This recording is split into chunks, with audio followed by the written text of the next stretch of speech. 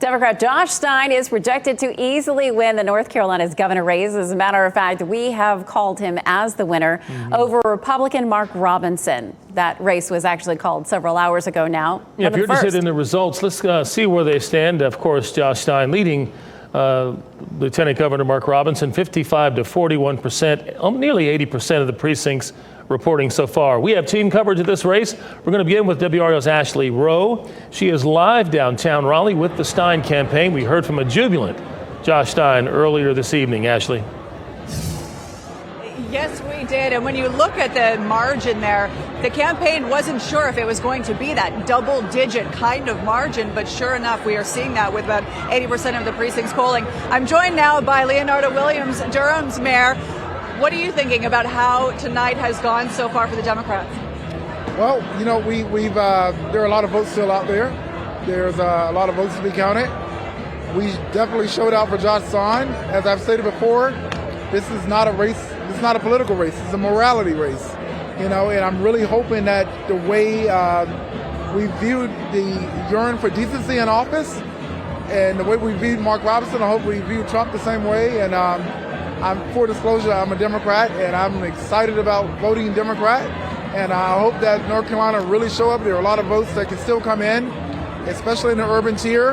In Charlotte, UNC Charlotte students are still in line. And we still have quite a few races, statewide races that we are watching come in tonight. Do you think that momentum will carry through to those races? My hope. You know, I'm looking mostly. What's really pulling at my heart the most is the state superintendent race. We really need Mo Green to pull through, and also Jessica Holmes. There's a Libertarian candidate that's pulling votes, pulling from the Republican candidate, so I'm hoping she pulls it off too. Thank you for joining us tonight. Really appreciate it. As we mentioned, Gerald, Josh Stein addressed to the crowd a couple of hours ago. He was thrilled to be able to speak, and he spoke a lot about unity and inclusion and speaking to all North Carolinians as he takes the helm as governor. We chose hope over hate, competence over chaos, decency over division.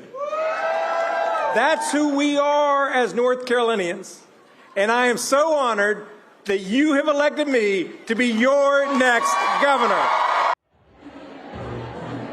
When he spoke about hate and division, he is making a reference to his opponent, Lieutenant Governor Mark Robinson. We find now Eric Miller at Mark Robinson's campaign tonight. Eric?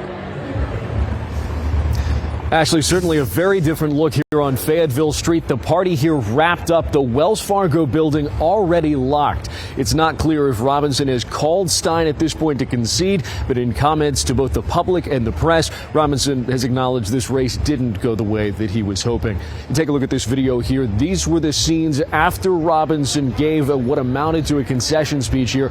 Robinson making his way around the room to dozens of supporters, hugging people, shaking hands, thanking them for their time and energy. It's not clear what's going to be next for Robinson. He did hint maybe there'll be a political future down the road, but said for now he's looking forward to finishing out his term as lieutenant governor and getting to spend time with his grandchildren. At times during his speech, he fought back tears and said it's been the honor of his life to be the state's first black lieutenant governor. Take a listen.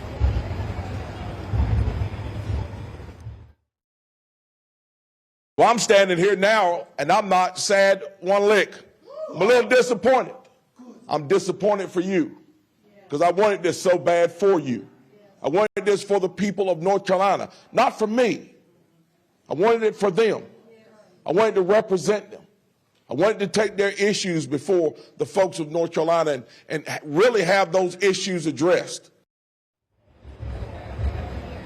Now, it's not clear exactly, at least from Robinson's perspective, what tipped the balance for his campaign, whether it was that CNN story, that bombshell that dropped a few weeks ago, that Robinson has continued to deny and is still planning to sue the network over. Have to wait for those votes to be tallied, his campaign says, before they figure out what exactly went wrong here. In Raleigh, Eric Miller, WRAL News.